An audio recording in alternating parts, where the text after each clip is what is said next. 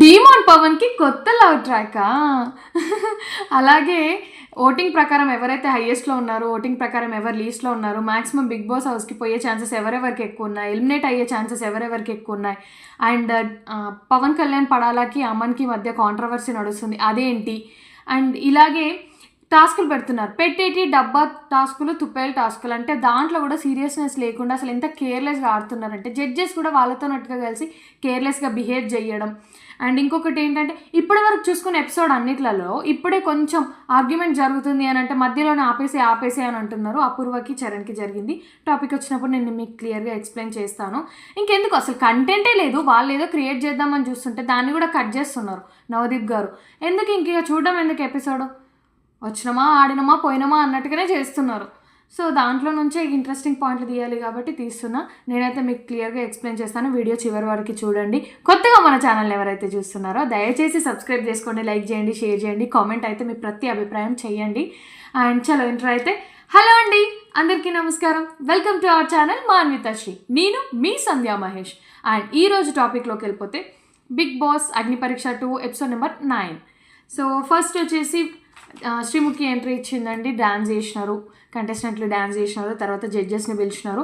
నవదీప్ గారు సృష్టితో అయితే కామెడీ చేసినారండి. ఏంటంటే ఎవరు ఈ చైనీస్ బ్యూటీ, జాపనీస్ బ్యూటీ అని అంటే ఫోటో వెళ్ళిపోయినాడు కదా, సో ఆ జాపనీస్ చైనీస్ నేను కొంచెం ఆ లోటు తీరుద్దామని చెప్పేసి ఇలా స్టైల్ అయ్యి వచ్చా అని చెప్పేసి అన్నారు. అక్కడ సృష్టి కొంచెం స్క్రీన్ స్పేస్ తీసుకుంది.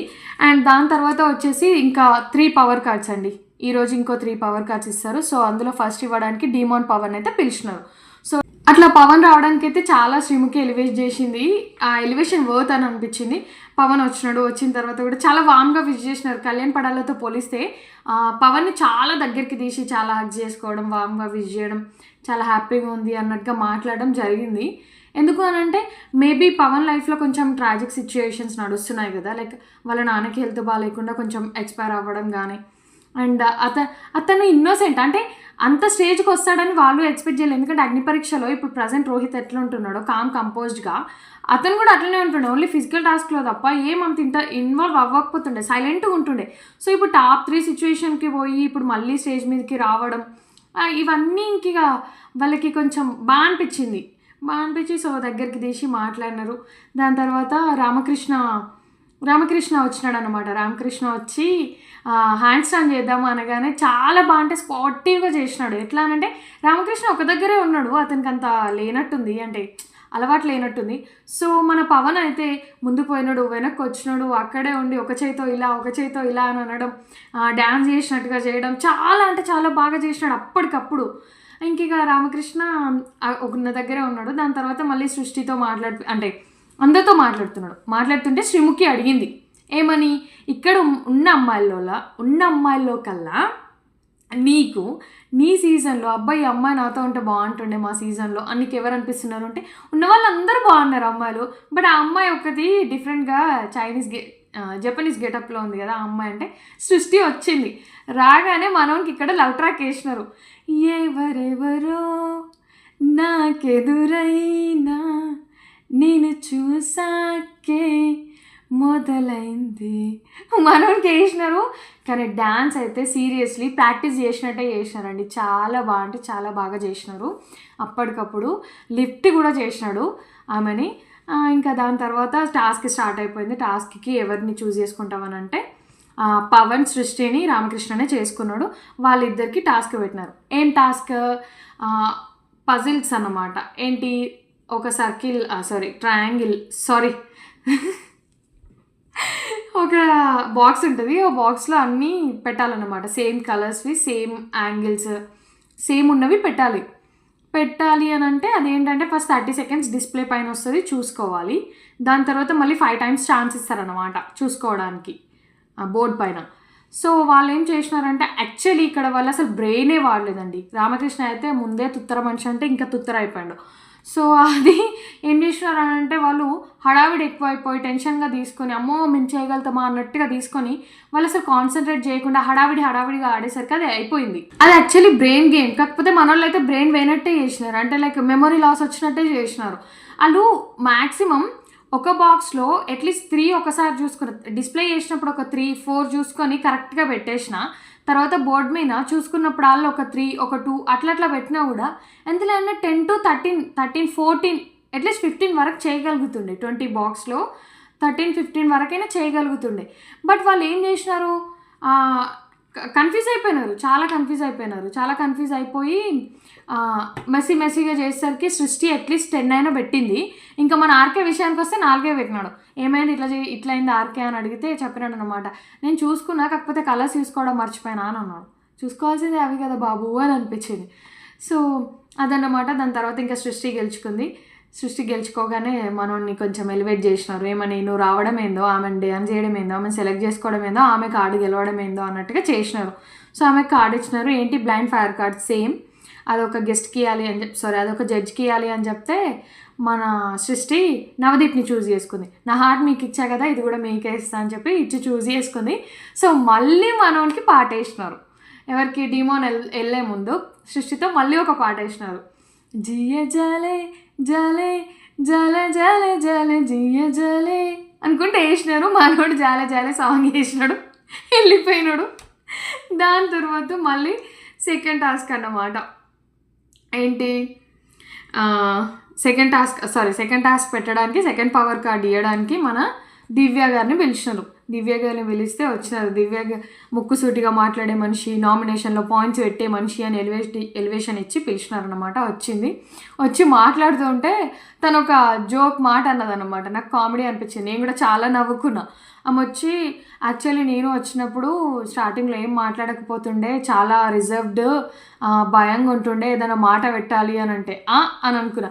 అప్పటి అభిజిత్ కూడా చూడండి గ్యాప్లా హైలైట్ సెటర్ వేసిండు, అబ్బచ్చా అంటే ఒక సర్కాస్టిక్గా అబ్బచ్చా అన్నట్టుగా వేసినాడు. నాకు అలానే అనిపించింది, ఎందుకంటే ఆమె మాట్లాడేటివే రివ్యూల పైన. సో అలా మాట్లాడింది.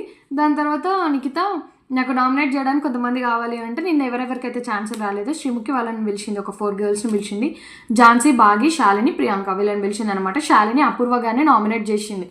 ఏమని చెప్పి, నువ్వు నాకు ఏదైతే నేను ఫిజికల్గా ఆడగలుగుతా, లేకపోతే నాకు మెంటలీ స్ట్రాంగ్, నేను అన్ని టాస్క్లు ఆడగలుగుతా అన్నట్టు నువ్వు ఏదైతే చూపిస్తున్నావో, బట్ నీకు లోపల ఒక భయం అనేది దాన్ని డామినేట్ చేస్తుంది.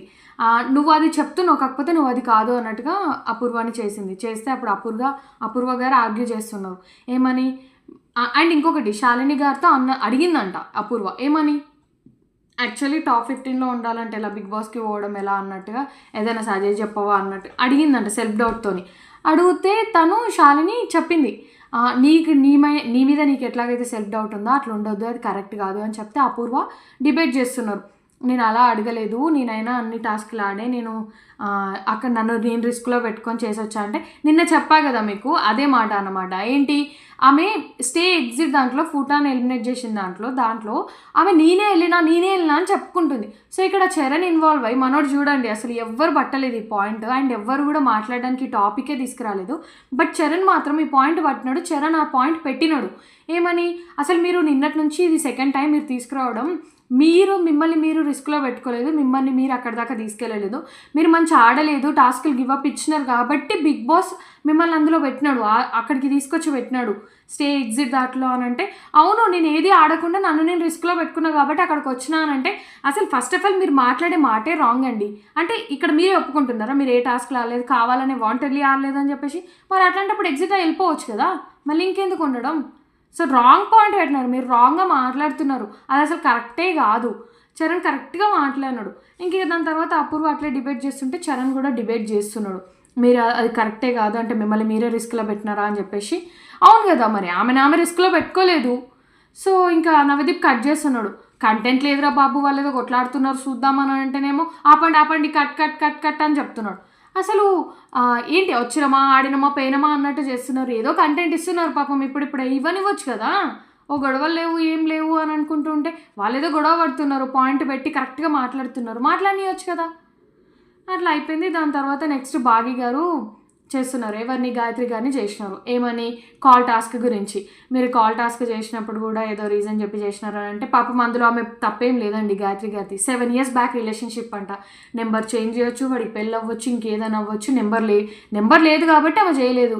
దాని తర్వాత ఇంకా క్లిప్పుల టాస్క్ విషయానికి వస్తే ఆమె చెప్తుంది ఆమె స్కిన్ వల్ల ఆమె చేయలేదు అని చెప్పింది, బట్ నేను ప్రూవ్ చేసుకుంటా అని అయిపోయింది. దాని తర్వాత మళ్ళీ ఝాన్సీ గారు హేమంత్ని చేసినాడు అన్నమాట. హేమంత్ని ఏమని చెప్పేసిందంటే, నువ్వు ముక్కు పుడక గుట్టించుకునే ఒక విషయంలో తప్ప ఇంకా దేంట్లో కూడా టాస్క్లు ఆడడానికి కానీ టాస్క్ల విషయంలో నువ్వు దేనికి ముందుకు రాలేదు. నువ్వు అసలు ఏది ఆడాలనుకోవట్లేదు. అంటే లైక్ ఝాన్సీ గారితో హేమంత్ ఒక మాటను తీసుకొచ్చి పెట్టిందన్నమాట.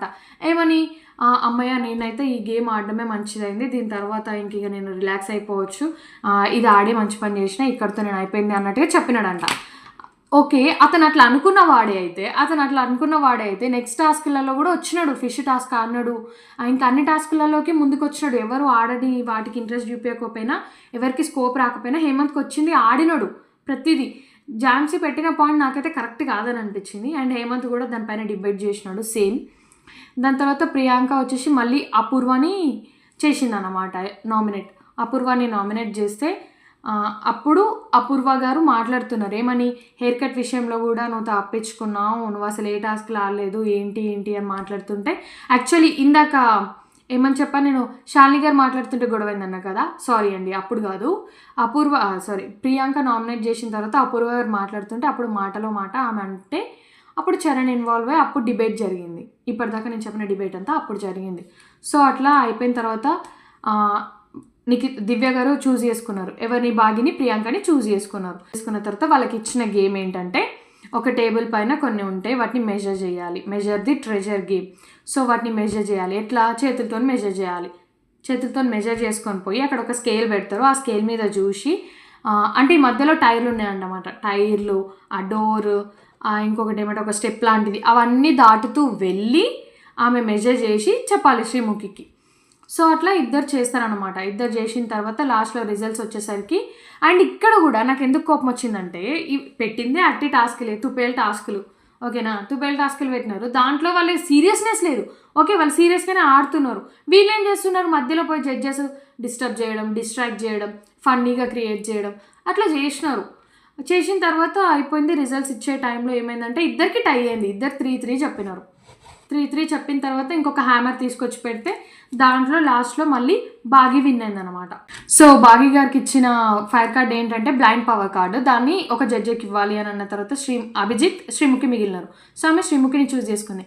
నన్ను అలానే పిలుస్తారు, శ్రీముఖిని అలానే పిలుస్తారు, పాప అని. సో నేను ఆమెకి ఇస్తున్నా అని చెప్పేసి ఇచ్చింది.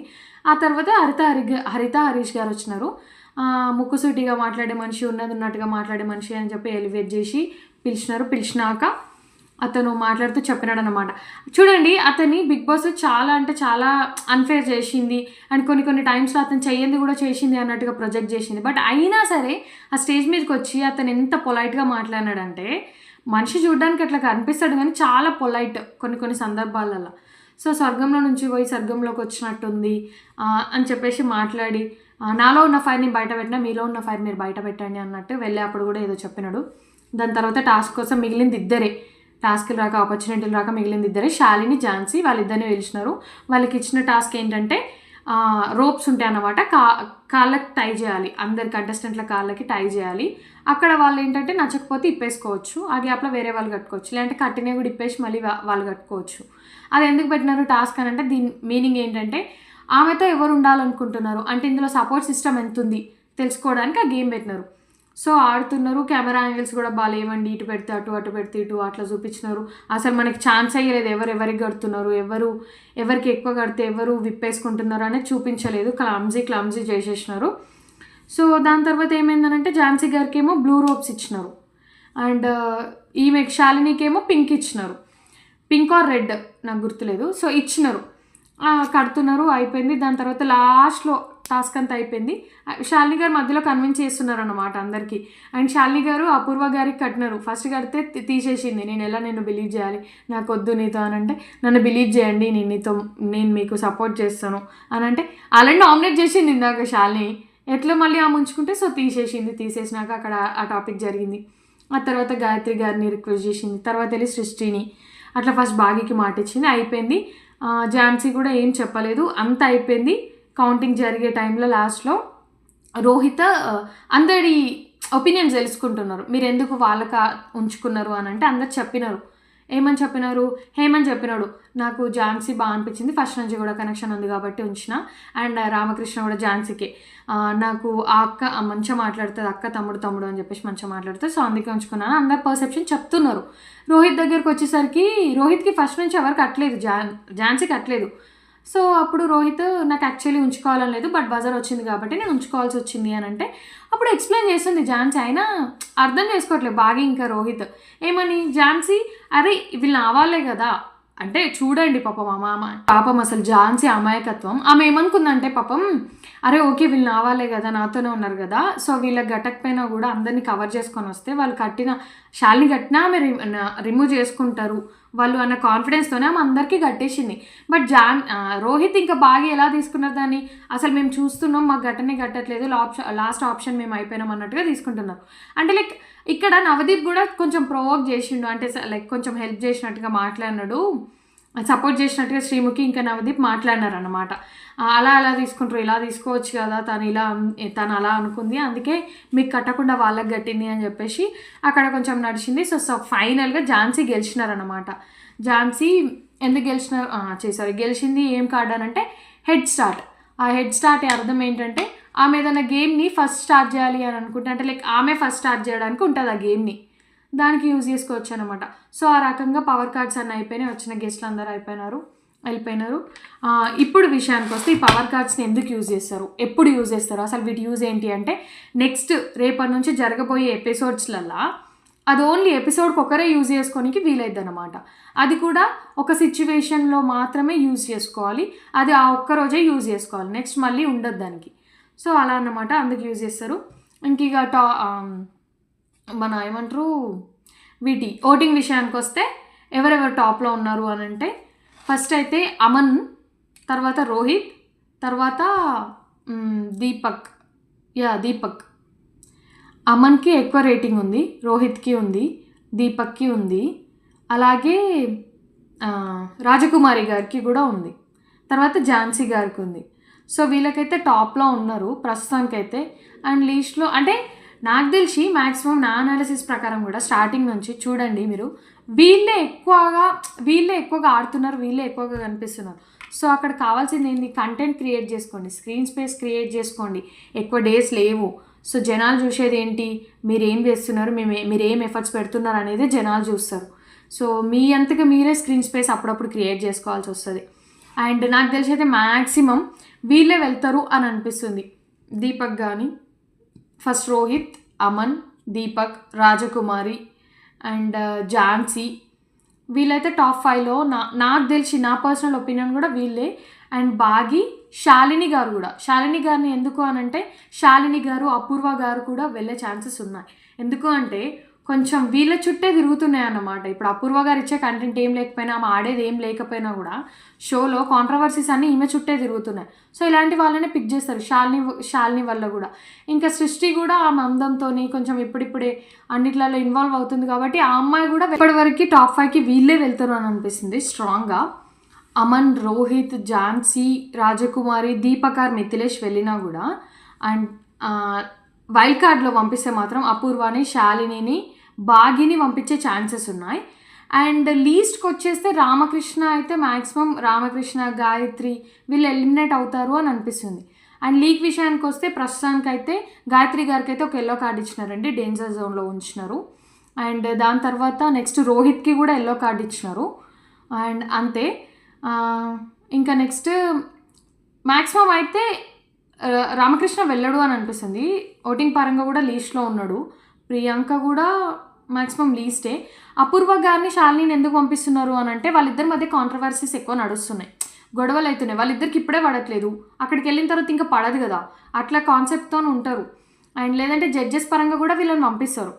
అండ్ ఇంకొకటి ఏంటి అని అంటే వీళ్ళకి నెగిటివ్ పాజిటివ్ రెండు ఉన్నాయి కాబట్టి ఇలాంటి వాళ్ళనే పంపించాలి అని అనుకుంటారు, అదన్నమాట. దాని తర్వాత ఇంకిగా మన కళ్యాణ్ పడాల విషయానికి వస్తే కళ్యాణ్ పడాల అమన్కి ఉన్న కాంట్రవర్సీ ఏంటంటే ఇద్దరు పిఆర్ ఒకటేనా అండ్ ఇద్దరికి ముందే కాంటాక్ట్ ఉందా అనేది నడుస్తుంది.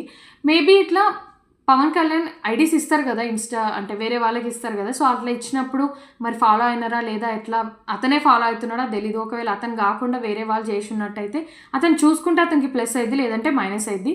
అండ్ నెక్స్ట్ విషయానికి వస్తే సోహెల్కి కూడా అమన్కి ఫ్రెండ్షిప్ ఉంది, లేదంటే ఫ్రెండ్ అని అంటున్నారు.